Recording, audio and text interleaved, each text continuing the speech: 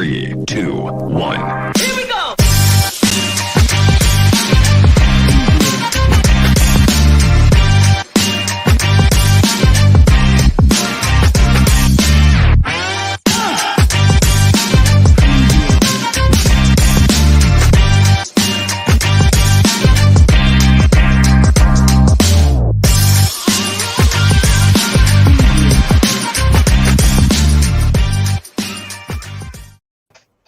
Woo! Heidi ho! Welcome to the Friday happy hour edition of the Dennis and Andy Show. Happy hour edition, if you're new, is where we each drink a beer, or maybe more than one. It depends. We only do an hour, so I nurse mine. I'm a wuss. What can I say? And today we're going to be talking about Superman and Lois episode 3, Coming to America 2. We're going to review the Image comic, Two Moons, and Dennis's favorite comic of all time, Devil's Dominion #2. Wow, that's a hell of a lead-in, Andy. Well, I mean, you know. So we know where we're standing. So what we need to do is start off. First of all, you know, it is happy hour. It's been a hell of a day. I think we both had a hell of a day. So it is time for a beer. This beer, if you guys are watching our shorts, you can find it. So mine is Dark Helmet beer for all of you Spaceball fans out there. It's a nice, dark, stout. Look at that. May the Schwartz be with ya. Looks like a great beer, and you have to pour these in a little bit, so you'll notice the nice. Wow, that is dark. That is dark. That is Dark as dark. Helmet is dark. That's as dark as Darth Vader's soul. Nice. So I will say, Is it full-bodied? it is. So last week, if you remember, I'll compare it to the Bladau that Jason had gotten me for my birthday. I didn't realize that one was an 11.5 APV, and it was a kicker. It was great. It was super thick. Way thicker than what I thought it would be, and with more of a kick.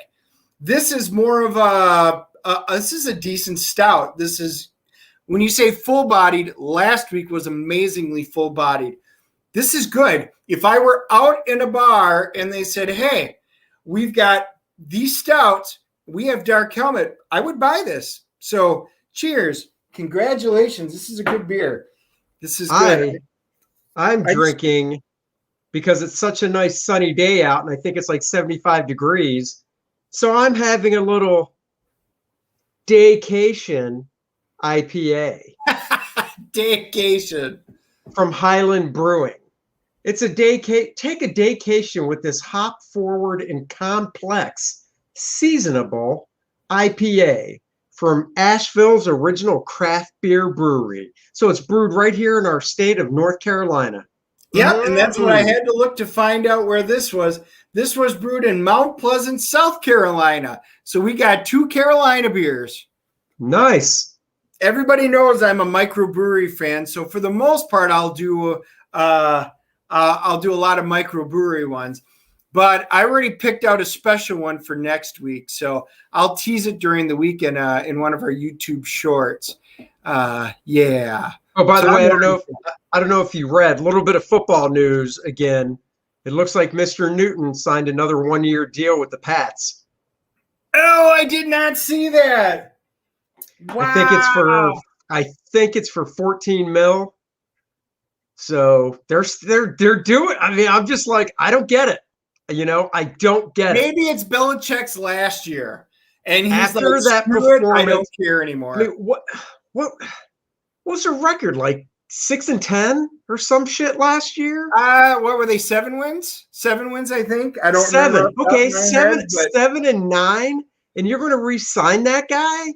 Get out of here! Whoa! Were the Cowboys not 7-9, and they just paid what, $160 million for Dak for 4 years? Their starter was at least out. I already told you I don't think they should have paid that much for Dak, but you can't compare the Cowboys and the Patriots, because the Patriots played their starter for most of the year. They benched him a couple times. The Cowboys didn't have an option to play Dak the whole year. I know. All right. So what are we doing first? I already forgot. Oh, comics. Well, first I brought what is that? special. Oh my so I God! want everybody to see this. So you're bringing it. I'm bringing it. James T. Kirk, straight bourbon whiskey, aged 12 years. We are not cracking this today, but man, we might have to have a special show just for that. You know, I've got some good Star Trek. I got some Klingon blood wine, some Romulan ale, some Federation sparkling water. But seriously, that is the bomb out of all the bombs. So one of these days, going to crack that sucker open. But I figured you guys might like it. There you go. All right. So first and foremost, I guess we're going to talk about two moons. Not one, but two moons. Two Moons by Image. Written by, oh my God, I'm blanking on his first name. Is it John Arcudi? Damn it. Hold on. I got the book right here, so let me just look. I'm going to butcher the guy that drew its name. I already know it. Yep. Written by John Arcudi, who actually did a book with a guy, Doug Mackey, called Major Bummer that came out through DC about 20 years ago, which I loved. So Two Moons. It's drawn by Valerio Giangiordano. Colors by Dave Stewart. Dennis, take it away with the story. And we have not actually talked about this before the show, so Dennis doesn't know what I think, and I don't know what he thinks. Yep, for either of our comics, we are going into this blind, which I kind of like that. Two Moons, it's an interesting story. So it takes place during the Civil War, all right? So Two Moons, it's Virgil Morris is the name of the character, and his Virgil Two Moons Morris, he's a Pawnee Native American soldier in the Union Army during the Civil War. It starts off as a period piece that, you know, you start seeing some of the horrors of the war and everything that's going on. And because bad things are happening all the way around, you know, people were dying. They would get their hands blown off, legs on. They had to do amputees. I mean, it's the horrors of war, things that our generation today don't really understand because we've never had to go through it. We only know the stories. He discovers his grandfather's corpse. He winds up going to a medical station, and something happens, and he basically, his eyes open up to there are actual monsters and creatures that kind of inhabit the world. And he winds up moving out and putting on Discovery kind of I need to figure out my history, my roots, my ancestry. And it's a very enthralling story. And it's basically, this first one starts building, you know, it's a world building books. And we've talked about that in other ones. I like stories that are world building. And this is doing that. It puts together everything that you want to see in a comic book. It brings all the pieces together. He winds up seeing supernatural creatures. You know, they've got Sergeant McBride, you just see pictures of him going crazy and stuff like that. Bloodthirsty. Anyway, there's a really cool surprise ending at the end of it, which we absolutely will not spoil, but I thought it was terrifically done. I enjoyed the art. The art fit in my opinion. And I thought the story was gripping, enthralling, and very complete with you trying to bring you and suck you into the storyline. I enjoyed it. Well, Dennis enjoyed it. Okay, so look, I'll be honest. Alley Gate, like Dennis said, it takes place during the Civil War. If it comes to any type of book I'm going to read when it comes to war stuff, I like WW2 stuff. I like Sergeant Rock. I read that stuff because of first and foremost Joe Kubert, the artist, but then I was pulled into the story by Bob Kanigher. Anyhow, so Civil War, not a big Civil War buff. It is intriguing because it does have to do with this guy's Native American ancestry and otherworldly things, monsters that he basically sees and stuff like that. It is a great first issue. It sets everything up. It's like Dennis said, it's a first issue, so everything's established really well, really cleanly. Art-wise, I think the guy's art is, it's good. It's one of those things because it's not a book that people have seen before. You don't have anything to compare it to. When somebody draws an issue of Batman or Superman or any book that's been around for a long time, you can always go, that's not bad, but I prefer this. But this is a brand new book, so there's nothing to compare it to, which is a good thing. I think the guy's art, it's gritty. It's definitely not slick and clean, so it fits the story. It fits the time period of the Civil War, because Civil War, no tech, no technology, dirty, gritty stuff. The guy does lots of shadows in his artwork, so that that adds to the feel of it as well. But it's just, this is one of the visions he sees towards the end of the book. Because I am getting that right. He's the only guy that sees this stuff, right? From what I gathered. From what we know so far, yes. Right. So, it's just, this is where, Dennis before goes, I think we're going to really disagree on this one. And I said, well, maybe not. And the reason I say that is, Dennis liked it. He thought it was good. And, he'll be picking up number 2. I didn't hate it. I'm just not a Civil War guy, and the story didn't pull me in enough to make me want to keep going. To be honest, you're a superhero guy. That's why it's different. But that doesn't. You are. That's your favorite. No, you're right. I am. I lean more towards superhero books, but I'm looking at my bookshelf. So in my office, my bookshelves are kind of broken down: DC, and then Marvel, and then I have another bookshelf that's all independent stuff. And a lot of the independent stuff I have, it's probably a 50-50 mix of superhero, non-superhero. So I do like genre stuff. It's just like I said, I was never a Civil War guy growing up. My dad always was. I would get my dad for Christmas and stuff books on the Civil War, because that's the stuff he liked. I just never cared. And like I said, it was a good story. Yeah. I had issues with the artwork here and there.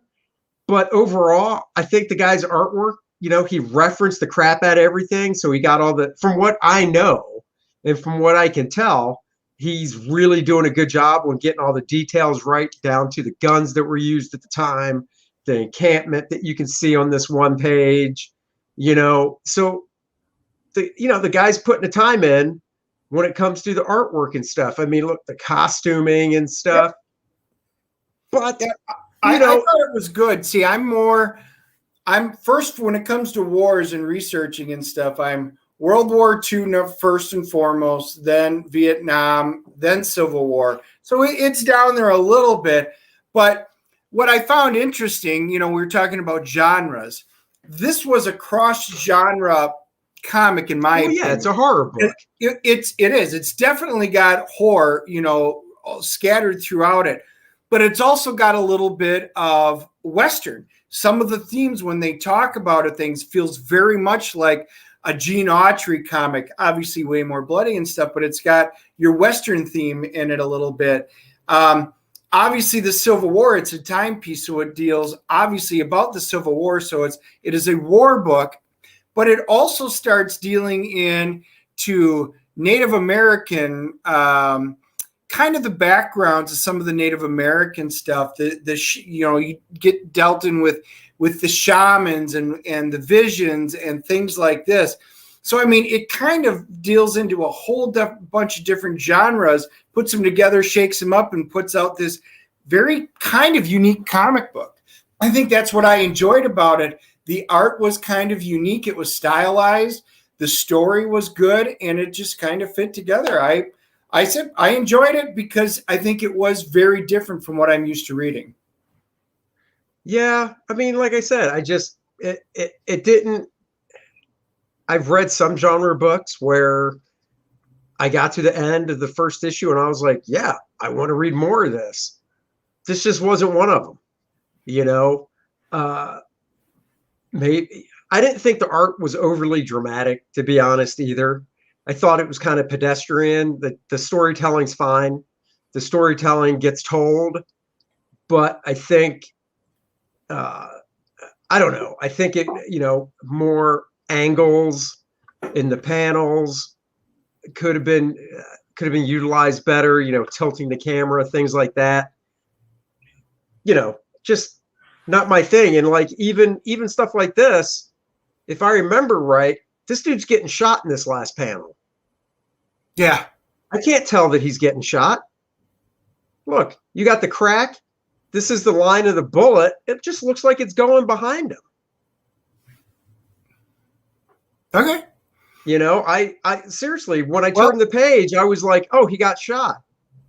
Because it does. It looks like the bullet's going right behind him. So, I don't know. I don't know. I mean, okay. I'll give it a rating of oh, look, Eric's in the house. What's up, Eric? Thank you for joining. It's tough to give something like this a rating because I want to rate it objectively and not throwing in, I'm trying to make this make sense, not throwing in the fact that it's just not my cup of tea, because I don't think that should go into the rating. If there's put this way, if there's an Oscar winning movie out there and everybody's like, oh my God, this is such a great movie, but I didn't like it, does that mean it's only a 1-star movie? No. Titanic. Huh? I swear we were the last people in the world to go see Titanic, mainly because everybody we talked to said, this is the greatest movie ever made, greatest movie ever made. My expectations were so high when we went and saw it. It was fine, but it was totally destroyed. I did not think it was that great of a movie by comparison. We were one of the first to go see it, and I enjoyed Titanic, but I don't think it was the bee's knees like everybody else. Yeah. So anyhow, I'll give it a... I'd give this a 7. Yeah. Okay. That's actually 7. Higher than I thought you were going to go. Well, because personally, like I said, I don't want to put, if it was my personal thing, because I'm not a big Civil War guy and stuff, I'd probably be like, oh, Civil War 3. But it wasn't, it was a good story. I just I'm not invested enough to go, oh, I want to read the second issue. Okay. Even though I know you're going to buy it, I might read it if we keep reviewing it, but it's not something that I've borrowed books from people before where after I read it, I was like, oh, I'm buying this. And I went out and bought my own copy of it and then got on the train. This isn't one that I would be like, oh, I got to go buy my own copy of this. See, and I'm teetering I have been teetering between a 7.5 or an 8.0 because I enjoyed it. I said the artwork fitted. It was very stylized. The movie brought me in. I mean, the story brought me in. I wouldn't even say, like I said, it's so unique. I wouldn't call it right for a movie, but this feels like something you could do a television show that's off of it with this kind of thing going on. The Civil War backdrop, we don't see very, very much of it. So I'm kind of interested in it. Because everybody died. See, my thing is, I agree with you. I could see this. This is fine. I don't like Titanic because everyone died. I was just laughing. The old lady, or not the old lady, but what's her face? Kate Winslet. She didn't die. Rose, no. And the thing is, I'll get back to my grade in a second, but she could have let him up onto the piece of lumber and they both could have survived. Instead, she let him drown just to have a story. Exactly. Rose, bad character.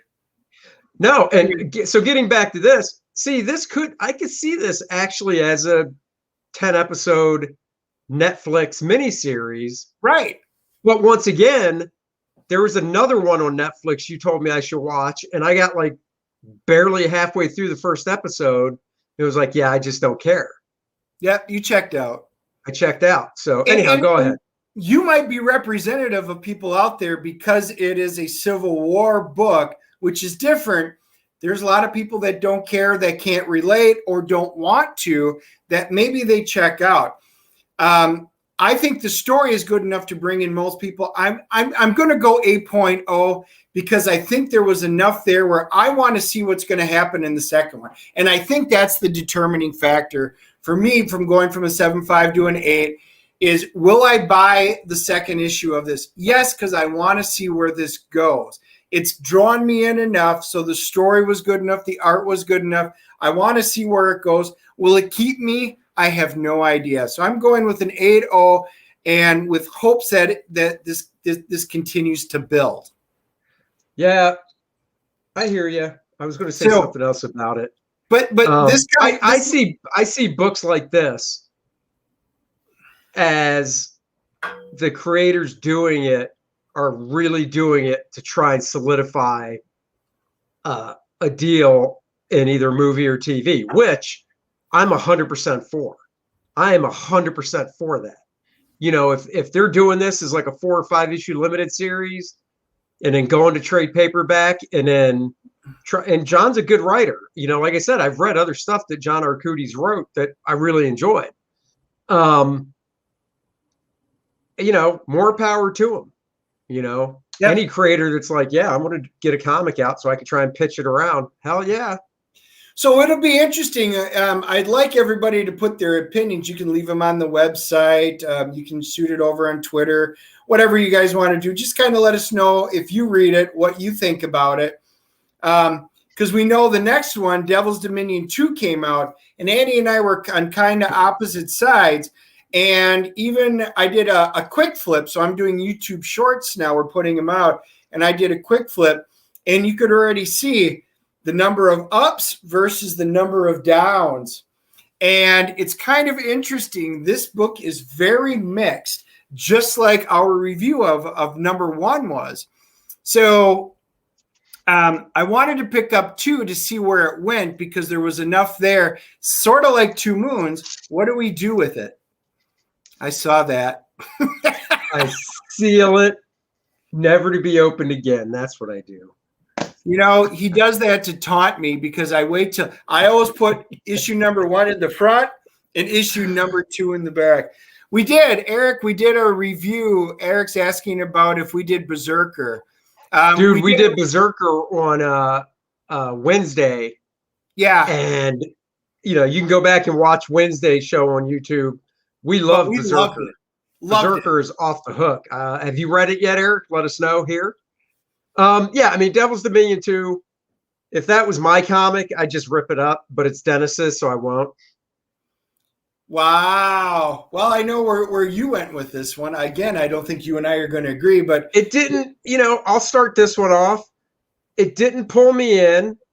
It was confusing. It was hard to look at, and I think a lot of that has to do with the coloring.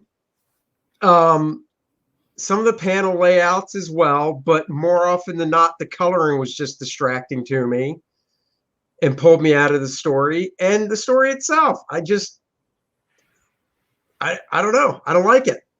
So, all right. That's easy enough. That is a quick, concise, simple review. 4.0. 4.0. Wow. Andy's going out early. Okay. What's happened? Well, so I told you after the last one that they kind of had that hook at the end where you saw one of the horsemen arrive, and I wanted to see what happened. You know, so after stopping the demon possessed the serial kidnapper, and he winds up having to defeat the horsemen of war. And he winds up wounding and kind of burying him alive. But again, its story goes through. I thought it did enough for me to keep interested in the story and where it was going. This one deals with a demon succubus. So those that play Dungeons and Dragons or know of the demonic succubuses. So they're pulling in real archetype demons and stuff from history or fantasy or wherever and going forward with it. And again, right was I'm like, oh, this wasn't bad. Then the very last panel, there's another twist, which leads me wanting to see what's going. So the good news is, yes, I read it yesterday. I loved it too. I loved it now. It was action driven. People getting torn apart, getting holes punched in their faces. I love that kind of stuff. Dude, we agree. Eric, when the main character got his nose blown off, that was awesome. And the only reason I'm saying that is because we showed that panel on our review, so I don't mind spoiling it. But yeah, dude, it's awesome. Keanu, they got to make that into a movie, and it's got to be Keanu playing it. So. Anyhow, well, they literally drew Keanu in it. So, yeah. Berserker was, as we said on Wednesday, that was a home run all the way. One of the best different type of books that's been out in a long time. Seriously. Fantastic job. Can't wait for number 2. Devil's Dominion, I'm going to say this. The good news is this entire first story arc that's going to develop, it's 5 issues. So this is going to be the premise to see, I think, if this book makes it or not. I enjoyed Delvin as a character. We find out a little bit more, but I guess that was kind of the issue was the first one. We got little bits of her background. We're getting a little bit more.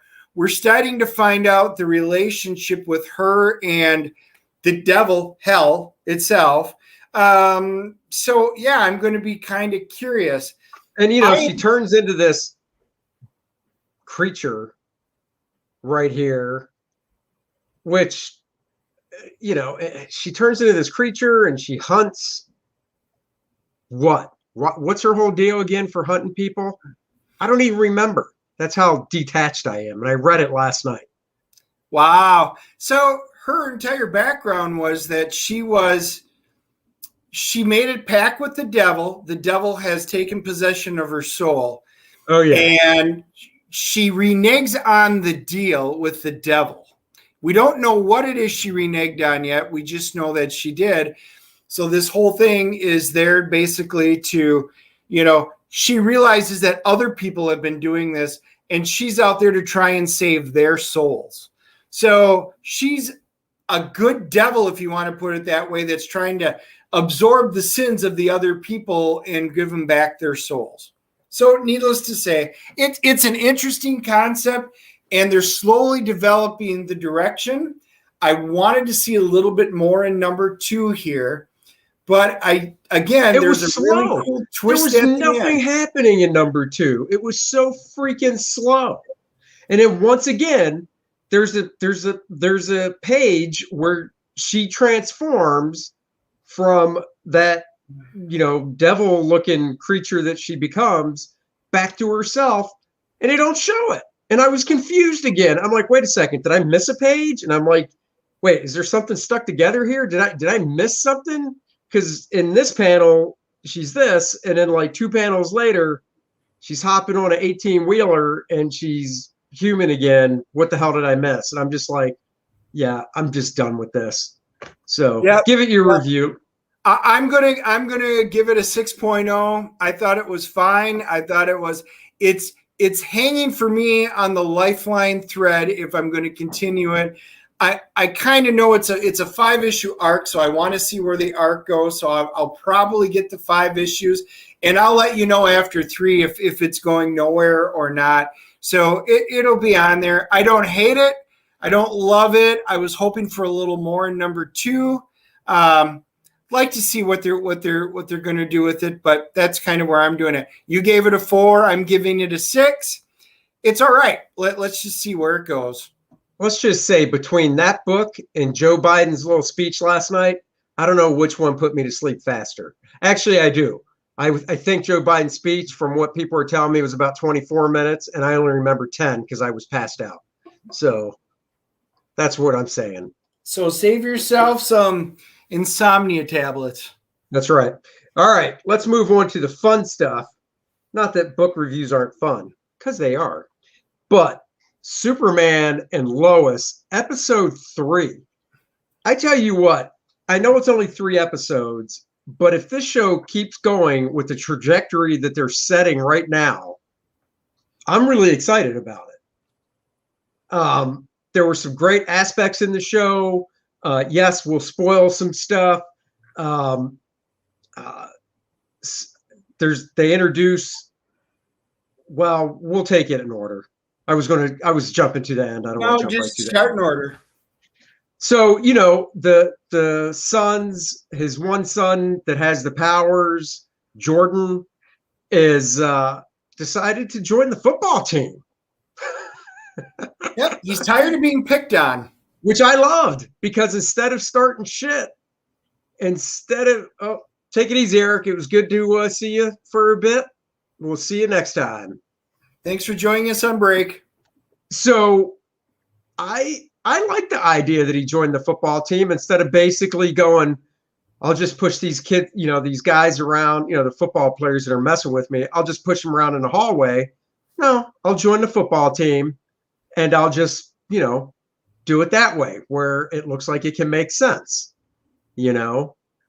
So there's a little conflict there between Jordan and his brother Jonathan over the fact that, football's Jonathan's thing. And you saw that as soon as he joined the team, you're like, oh, this isn't going to go over well. Right. Now, not only was football Jonathan's thing, Jonathan doesn't have powers. So this was really his thing, And now you got your brother who one out of the 2 brothers, no offense to Jordan, but Jonathan's the cool kid because they always got to do that. They're twins. One's the cool kid. One isn't. So, they started off with Jonathan being the cool kid. Well, Jordan joins the football team. So that creates tension. And it's good. It's good tension because, the bullies are knocking him down, and it's getting him. Superman, their dad, Clark, had to fly in because he heard the fact that the kids were picking on him, and Jordan was on the verge of letting his powers, whatever he's got, loose. His eyes started to glow slightly, and then he showed up to diffuse it, which created tension. And he was making a fist. Dynamics is great within this show. He was slowly making a fist. Yes. And you were like, uh-oh. So so then Clark shows up, diffuses it. And then of course the boys find out, as if it's not enough to find out that your dad's Superman. They find out, wait a second, how did you know to come here? I've been listening to you guys. You've been spying on us. So that was another big issue that Clark had to deal with. Like, yeah, man, I've got super hearing, but I can't be spying on my kids all the time either. I hear everything. Yeah. I like the explanation too. Just getting on that as well. So moving, we'll bounce around. They were at the dinner table basically, and Clark had to jet out of there because he heard a noise. And what? Was it China or Japan? Yeah, it was overseas, It was overseas. It was either China or Japan, of a bridge. And he heard it all the way from Smallville. And, at first I'm like, man, I thought they were going to depower Superman some because I get it. You got super hearing. But you heard that bridge cracking over there. And, when he finally came back, they were sitting down and the kids asked him about his super hearing. And he had a really good explanation, I thought, about how he can kind of not just tune things out, but it's almost vibrational stuff, for him to kind of like weed out stuff. Now, the other thing that, if you really want to get, I guess, anal-retentive OCD about it is, okay, so he goes to this catastrophe of this bridge that looks like it's going to collapse overseas, but I'm willing to bet that at any time of day, there's some disaster like that going on somewhere in the world. Yeah. I don't know. Maybe not. I guess maybe not. I thought the explanation was good.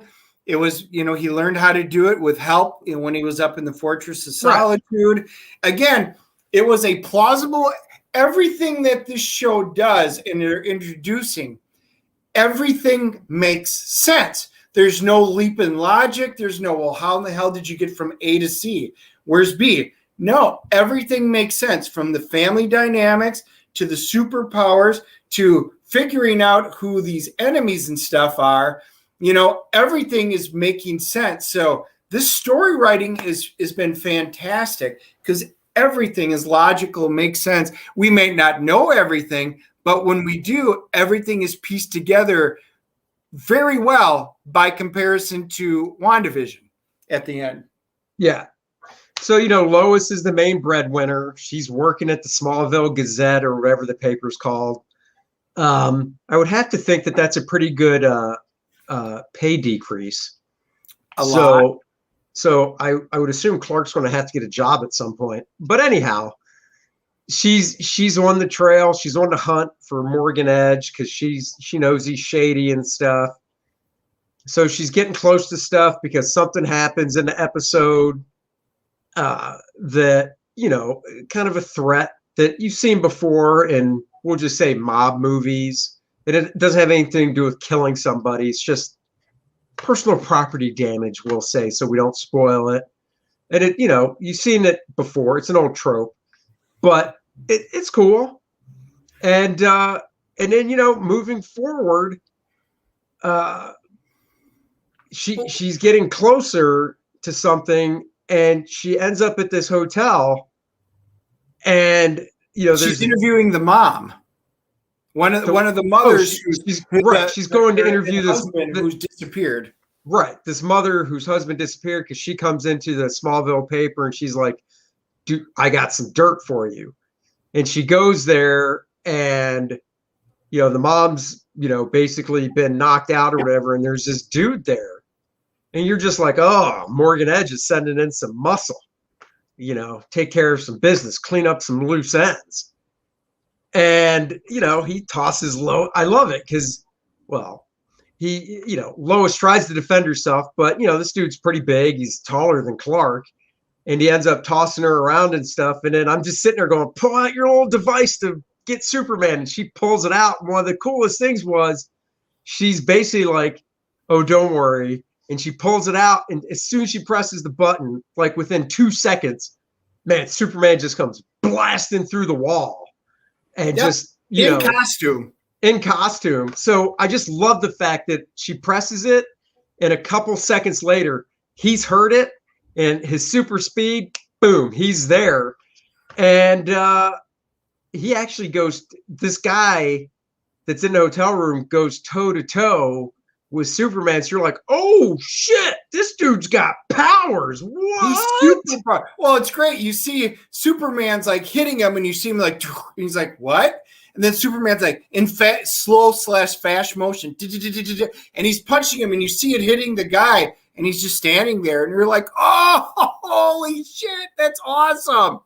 So and then he gets his butt knocked down. Superman does, and he realizes, holy crap. And then he's losing. He's almost knocked out. He starts going in by Lois, and then she's like, Superman, help. And then he kind of shakes out of it. He has to use super breath and he's starting to fight smart instead of just fighting. And in order to defeat him, it was a great action sequence, and it shocked the hell out of us. Whoa! It was real shocking. And then there's also growth. So like I said, we bounce around, and mostly I should say I bounce around because of my ADHD. To get back to the football stuff we're showing here, you know, Clark has to deal with, you know, because out of the gate, Clark's like, you're not playing football. Nope. You got powers. Can't do it. And, you know, I like the fact that they do have these teenagers, so it's not always Lois having to like talk sense into Clark, because basically Jonathan, who's the star football player, realizes, no, this is good for him to be on the team. It'll help his self-confidence. And he talks to his dad, talks to Clark, and says, man, you got to let him play. Right. You got to let him play, and this is why. And he lays out the self-confidence. He's making friends, all this stuff. And more than that, it's like, dude, you're his dad. You need to be there while he's playing to teach him how to basically play. Right, do it the right way. Jordan does something that is a very pivotal point in the entire show and the episode. He's there to teach the fact that, kids, you got to knock me down. I'm going to knock you down. And he becomes the Ronnie Lott, is what they called him, the Ronnie Lott of the football team. And his brother has to run laps because he's kept his brother a secret this entire time. Right. And then the big guy who he wound up kissing his girlfriend, and he goes, the big guy's like, I want him. So they basically do the nutcracker type drill, and he knocks him out, like just knocks him all the way back. But then he walks over right when you're like, this is the pivotal moment. Does he go in your face, leave me alone, you punk? Or he does the right thing, puts his hand down, helps him up and says, I shouldn't have kissed her. My bad. I'm sorry. And you're like, whoa, personal growth from a teenager. Jonathan sees this and starts realizing, holy crap, he actually is doing positive with this, not just trying to be a butthole. Right. Great. It was a great pivotal moment. Yeah. So, he's allowed to be on the team. There was a nice fun moment where they were at the bus, the team bus, because they were obviously going to go to a game.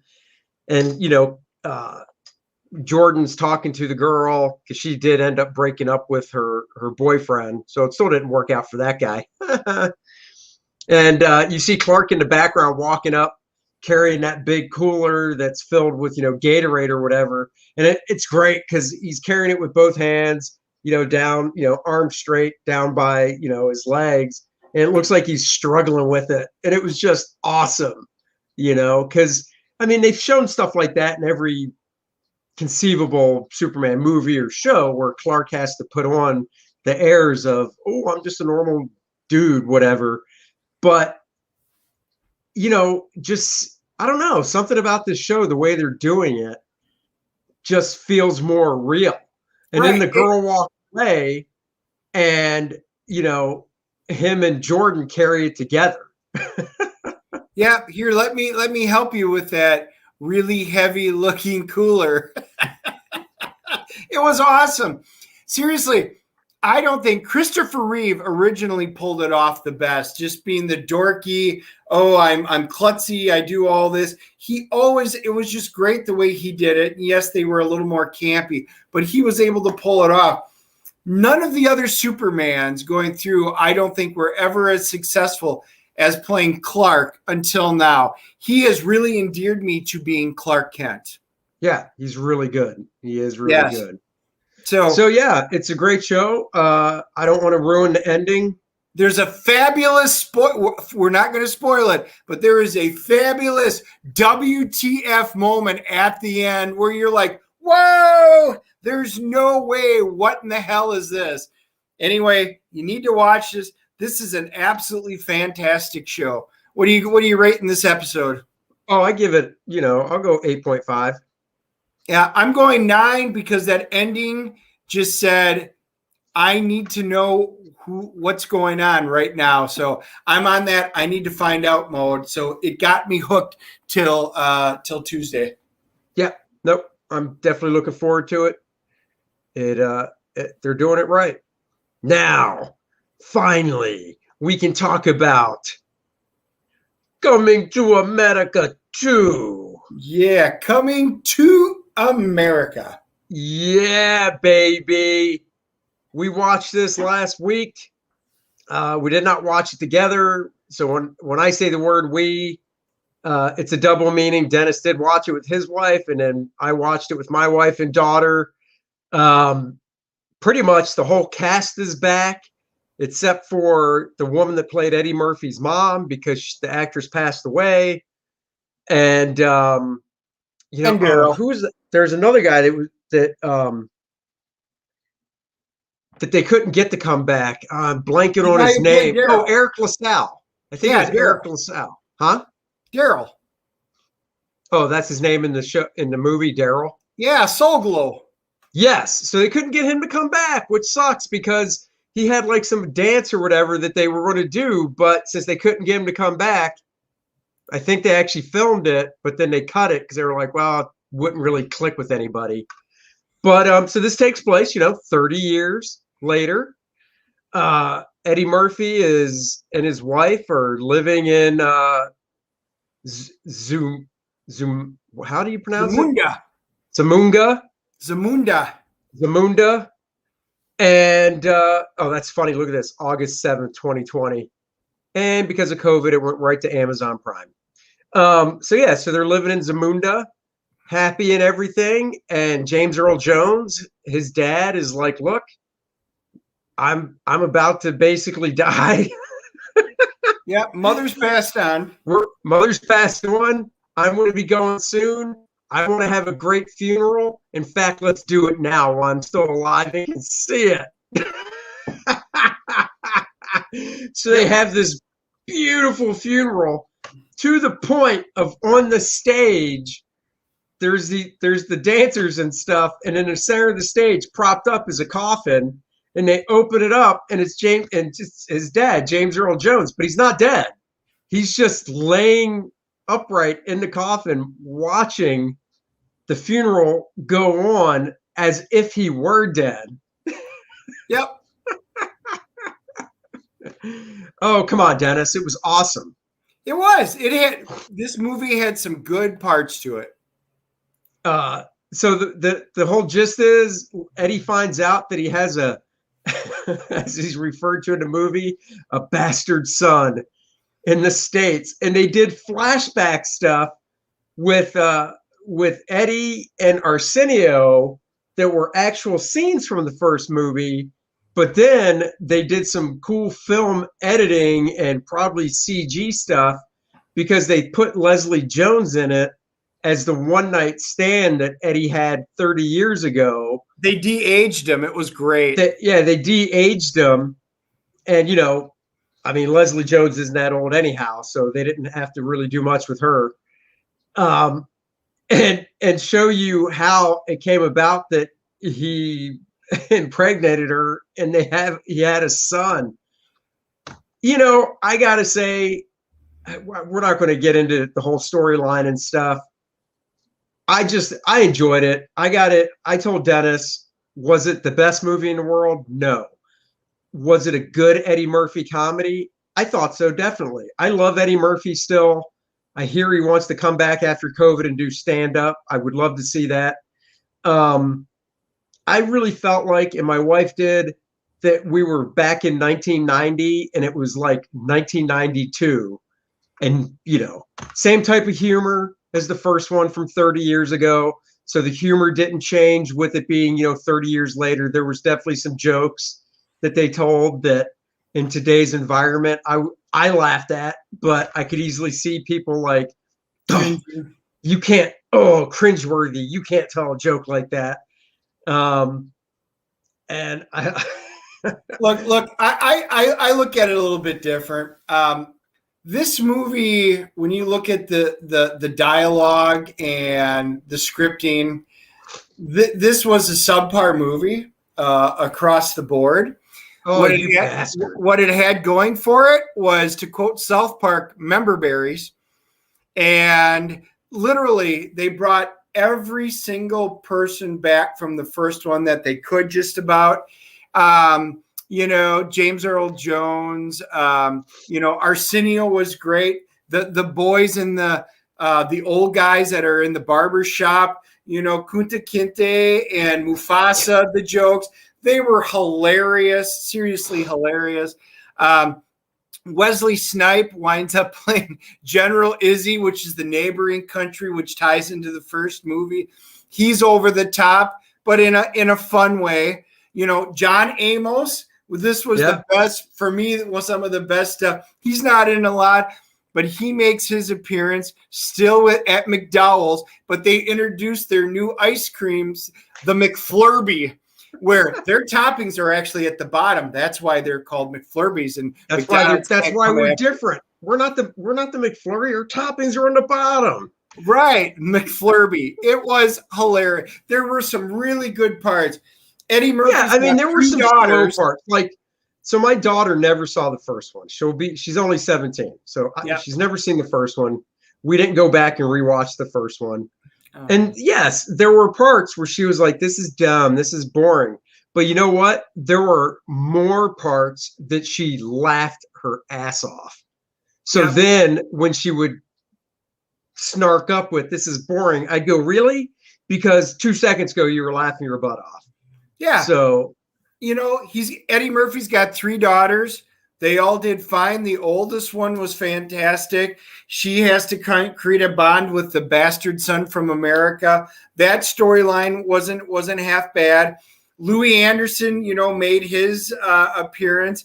But Leslie Jones, she doesn't even have to act. They just write Leslie Jones in as a character in the movie. Yeah. And of course, and then she's related to the son, and Tracy Morgan's the uncle. Tracy Morgan. Well, it's the same thing. You don't have to write it. Tracy Morgan is Tracy Morgan, and it's not a knock against him. Right. When you do something well, if it ain't broke, don't fix it. Right. And Tracy Morgan and Leslie Jones, if there's a movie out there that they've been in where they're totally different, I'd like to see it, because I'd like to see that versatility. But for now, I'm fine with knowing Tracy Morgan or Leslie Jones are in a movie, because I know what I'm going to get, and I know it's going to be funny. Yeah. It's like Kevin Hart. It's the same thing with Kevin Hart. Yeah, exactly. You know what Kevin Hart, what you're going to get, and I'm fine with it. Now, look, down the road, there was that time, and this is a tangent, but there was a time in the late 90s, early 2000s, Vince Vaughn, you knew what you were going to get with Vince Vaughn in a movie. It was a comedy, you knew what you're going to get. You fast forward his career 15, 20 years, he wants to do different things, take chances. He does these little smaller films where he plays, they're dramas, he plays badass characters, and he can do it. So, but I think it's that time away. And, I think just like on a sitcom, just like on a TV show, when a TV show goes off air, generally the main actor of the show doesn't usually have a brand new show the following season, because you want to get the taste or the thought of them in that character out of your mind. Now, I will say the difference is, after Bones went off the air, which starred David Boreanaz, who I love the show Bones, and I really like him as an actor, I believe it was the following season, or maybe it was a whole season where he wasn't around, that he was back with SEAL Team, that new show. But it was such a different character, I didn't have a problem going from Bones to that. The one I'm thinking of this year was, because of COVID, Supernatural couldn't end when it was supposed to. So it ended. Didn't Supernatural end last fall sometime, I believe? Yeah, I didn't even finish it. We never finished it. Well, it ended, I believe, last fall. And then, oh my God, I'm blanking. It's not Jared Padalecki. It's the other actor. Anyhow, he's in a show on the CW called Walker, Texas Ranger, that literally premiered like 3 months after Supernatural ended. But it was easy for me to jump into that show because I never watched Supernatural. So for me, seeing this dude play Walker, there was no stink of, oh, that's the dude from Supernatural. So point is, Leslie Jones and Tracy Morgan, for them to do totally different roles, I think they might have to disappear for a year or two. So they had a couple of good cameos. Morgan Freeman, he popped in. Oh, yeah. He's always Morgan Freeman. John Legend. I mean, as soon as you saw it, you're like, is that John Legend? That is John Legend. That was pretty cool. Again, it's all member berries. And if you had never seen the first movie, that's my interpretation. If you've never seen the original Coming to America, which is a fantastic movie, and you just watched this one off of it, you went, they had some cute spots. But because we have such fond ties and memories of the first one, we laughed more than what we originally should have, just because we're thinking and relating to the very first movie. That's my interpretation. I thought it was okay. I'll put it this way. If I went to the theater and paid ticket price to see this movie, I would have not been satisfied. Because it wound up being on Amazon Prime, I had no problem wasting a night on it. I thought it was fine. I thought there were some funny parts that were really funny, and there were some parts that were just over the top that could have been a lot better. But it gave me enough member berries. I'm probably going to give it a 5.5. Damn, you're harsh. Damn. Well, you rate it. You know what? I'm curious. I'm going to look up Rotten Tomatoes while you do it. I'd go 7.5 on it. I wouldn't feel gypped if I paid for this in the theater.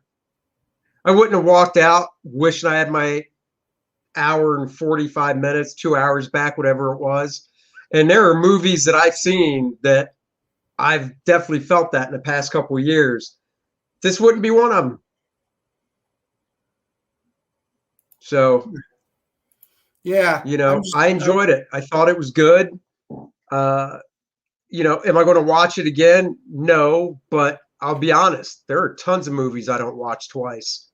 So here's the cast. Love it. Yeah, it was good. It was good seeing everybody. I will say that. I did enjoy that. Yeah. It was a fun throwback. Maybe that was it. Maybe it's because I was like, I feel like I'm 21 years old again. This is awesome. So I was able to look it up. The tomato meter, there's 2 meters on Rotten Tomato. There's the tomato meter and then the audience score. So the critics gave it a 51%. So they're in the ballpark of where I am. Yeah, but I mean, I said it before, Dennis. You don't have good taste. And the audience, just tell me. 45.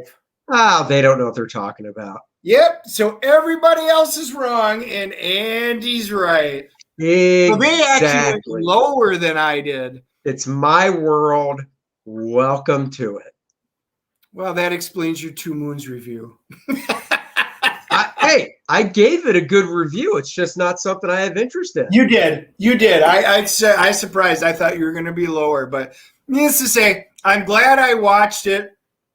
I will go back and watch Adventures in Babysitting before I ever watch this movie again. Matter of fact, I'll probably never watch Coming to America. But I probably won't either. But like I said,